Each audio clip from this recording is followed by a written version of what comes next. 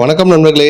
முக்கியமான ஒரு கார், அதுவும் இந்த ஒரு ஆஃப் ரோடு செக்மெண்ட்ல இதற்கு முன்னாடி எலக்ட்ரிக்ல நமக்கு எந்த ஒரு ஆப்ஷனுமே கிடையாது. முதன்முறையாக பார்த்தீங்கன்னா ஜிஎஸ்டபிள்யூ நிறுவனம் முக்கியமான ஒரு காரை விற்பனைக்கு கொண்டு வர போறாங்க. அது எந்த கார் அப்படிங்கிறத பற்றியும், அதே மாதிரி டொயோட்டா நிறுவனம் ஹீலக்ஸ்ல நியூ ஜென்ரேஷன் மாடலை விற்பனைக்கு கொண்டு வந்திருக்காங்க. என்னதான் புது காராக இருந்தாலுமே கூட சில ஃபீச்சர்ஸ் பார்த்தீங்கன்னா அதில் நமக்கு மிஸ் ஆகுது. என்னென்ன மாதிரி ஃபீச்சர்ஸ்லாம் மிஸ் ஆகுது அப்படிங்கிறத பற்றி டீட்டெயிலாக பார்ப்போம். முதல்ல வரப்போகிற அப்கமிங் கார் சைனாவை சேர்ந்த செர்ரி அப்படிங்கிற ஒரு பிராண்டு இந்தியாவுக்குள்ள உள்ள வராங்க. டைரக்டா அவங்க உள்ள வராம ஜிஎஸ்டபிள்யூ நிறுவனத்துக்கு கீழே அந்த சைனீஸ் மார்க்கெட்ல விற்பனையில் இருக்கக்கூடிய ஒரு காரை விற்பனைக்கு கொண்டு வர போறாங்க நம்ம இந்தியாவில். எந்த கார் அப்படின்னா ஐகார் V23 அப்படிங்கிற எலக்ட்ரிக் ஆஃப் ரோடு எஸ்யூவியை இந்தியாவில் விற்பனைக்கு கொண்டு வர போறாங்க. இந்த கார் மட்டும் விற்பனைக்கு வந்துச்சு அப்படின்னா இந்தியாவுக்கு அதுதான் ஃபர்ஸ்ட் ஆஃப் ரோடு எலக்ட்ரிக் எஸ்யூவியா இருக்கும் அப்படிங்கிறதுல டவுட்டே கிடையாது. இந்த காரை ஆல்ரெடி நம்ம இந்தியன் ரோட்ஸில் டெஸ்ட் பண்ணிட்டு இருக்காங்க. அதனால இந்த வருஷத்தோட எண்டு அப்படி இல்லைன்னா அடுத்த வருஷத்தோட ஸ்டார்டிங்கில் இந்த புதிய எலக்ட்ரிக் ஆஃப் ரோடு எஸ்யூவி இந்தியாவில் விற்பனைக்கு வந்துடும். வரப்போகிற இந்த காரோட டிசைன் பற்றி சொல்லணும்னா ஓவரால் டிசைன் பாக்ஸி டைப்பில் இருக்கு. லைட்டிங் பொறுத்த வரைக்கும் ரவுண்ட் ஷேப்பில் தான் எல்இடி லைட்ஸ் கொடுக்குறாங்க. நல்ல ஒரு ஹைட்டான பானட் இருக்கு, நல்ல அகலமான வீல் அர்ச் இருக்கு, நல்ல ஒரு திக்கான கிளாடிங் செட்டப் கொடுக்குறாங்க. காரோடைய லுக் நல்ல ஒரு மிரட்டலாக இருக்கு. அநேகமாக இது நம்ம மகேந்திரா தார், ஃபோர்ஸில் கூடிய கூர்கா இந்த மாதிரி ஆஃப் ரோடு எஸ்யூவிகளுக்கு நேரடி போட்டியாக விற்பனைக்கு வரப்போகுது. வெளிநாடுகளில் இந்த காரை பொறுத்த வரைக்கும் 4220 mm லென்த் வரும், 2730 mm வீல் பேஸ் வரும். அதே டைமென்ஷனோட தான் இந்தியாவில் விற்பனைக்கு வரும் அப்படின்னு எதிர்பார்க்கப்படுது. காரை நம்ம எக்ஸ்டீரியரா வெளியில நின்று பார்க்குறப்ப ரொம்ப காம்பாக்டா தெரிஞ்சாலுமே கூட இன்டீரியரா உள்ள போறப்ப நல்ல இடவசதியோடு இருக்கக்கூடிய முக்கியமான ஒரு மாடலா ஃபாரின்ல இது விற்பனையில் இருக்கு. என்ன மோட்டார் செட்டப் கொடுக்க போறாங்க, என்ன பேட்டரி பேக் கொடுக்க போறாங்க அப்படிங்கிறது தெரிய வரல. அநேகமா ஒரு முறை ஃபுல் சார்ஜ் பண்ணோம்னா 500லேருந்து 550 கிலோமீட்டர் வரைக்கும் சார்ஜ் போகும் அப்படின்னு எதிர்பார்க்கப்படுது. ரியர் வீல் டிரைவ் மற்றும் ஆல் வீல் டிரைவ் அப்படின்னு ரெண்டு ஆப்ஷனும் நமக்கு கொடுப்பாங்க. 20லேருந்து 30 லட்சம் ரூபாய் விலையில இந்த மாடல் இந்தியாவில் விற்பனைக்கு வரதா இருக்கு. அடுத்த அப்டேட் பார்த்தோம்னா டொயோட்டா நிறுவனம் ஹீலக்ஸ்ல புதிய தலைமுறை மாடலை இந்தியாவில் விற்பனைக்கு கொண்டு வந்திருக்காங்க. 31.99 லட்சத்துல இருந்து பிரைஸ் நமக்கு ஸ்டார்ட் ஆகுது. ஜென்ரலா ஒரு கார் இப்ப இருக்க ஜென்ரேஷனை தாண்டி நியூ ஜென்ரேஷன் வருது, ஃபேஸ் லிஃப்ட் அப்டேட் கொடுக்குறாங்கன்னா எக்கச்சக்கமான ஃபீச்சர்ஸ் நமக்கு ஆட் பண்ணுவாங்க.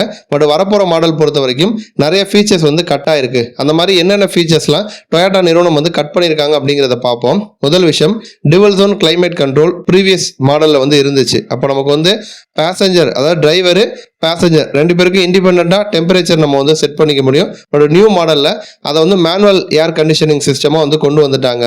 அப்போ ப்ரைஸ் பாயிண்ட்டுக்காக பார்த்தீங்கன்னா இந்த மாதிரி ஒரு விஷயத்தை பண்ணியிருக்காங்க. அடுத்து மேனுவல் கியர் பாக்ஸ் ஆப்ஷனே கொடுக்கல. இப்போ இதுக்கு முன்னாடி இருந்த மாடலில் அது கொடுத்தாங்க. இப்போ புதிய மாடல் பொறுத்த வரைக்கும் முன்னாடி இருந்த மாடலில் மேனுவல் ஆட்டோமேட்டிக் ரெண்டுமே இருந்துச்சு. புதிய மாடலில் 6 speed dark converter automatic unit தான் கொடுக்குறாங்க. அது 4x2 4x4 ரெண்டு கான்ஃபிகரேஷன்லையுமே மேனுவல் கியர் பாக்ஸ் ஆப்ஷன் மட்டும்தான் இப்போதைக்கு வருது. அடுத்து பார்த்தோம்னா வீல் சைஸையுமே நமக்கு கம்மி பண்ணியிருக்காங்க. முன்னாடி இருந்த மாடல்ல பேஸ் மாடல் எடுத்தோம்னா 17 இன்ச்சில் அலாய் வீல்ஸ் கொடுத்தாங்க. டாப் வேரியன்ட் போனோம் அப்படின்னா 18 இன்ச்சில் அலாய் வீல்ஸ் கொடுத்தாங்க. பட் இப்போ கொடுத்துருக்கூடிய நியூ மாடல் பொறுத்த வரைக்கும் 17 இன்ச்சில் வர மாதிரி தான் எல்லா வேரியன்ட்லையுமே 17 இன்ச் அலாய் வீல் தான் கொடுக்குறாங்க. டிசைன் நல்லா ஹேண்ட்ஸமா இருக்கு. பட் பெரிய வீல் அப்படிங்கிறது நமக்கு மிஸ் ஆகுது.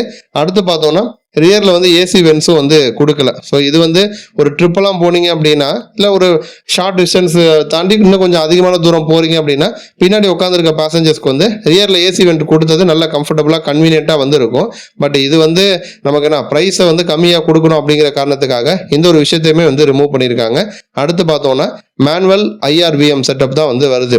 இப்போ அவுட் கோயிங் மாடல் பழைய மாடலில் நமக்கு ஆட்டோ டிமிங் யூனிட் கொடுத்தாங்க ஹையர் வேரியண்ட்ல. பட் நியூ மாடல் மேனுவலாக நம்ம தான் அதை அட்ஜஸ்ட் பண்ணிக்க முடியும். அப்போ இது என்னன்னா அந்த ஒரு கேபின் கன்வீனியன்ட் அப்படிங்கிற ஒரு விஷயத்தை தடுக்குது, குறைக்குது அப்படின்னு தான் சொல்லணும்.